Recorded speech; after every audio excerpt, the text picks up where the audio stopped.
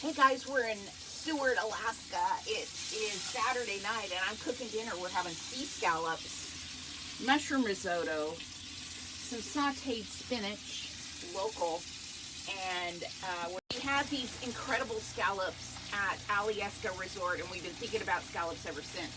I'm making them in a cast iron skillet and gonna finish them off with a little Murph Chardonnay.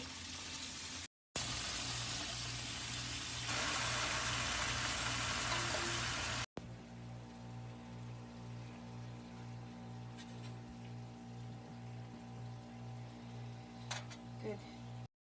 We are having some really spectacular meals here in Alaska, especially the seafood. And we brought along a little Washington wine with us, Julia's Dazzle. Cheers.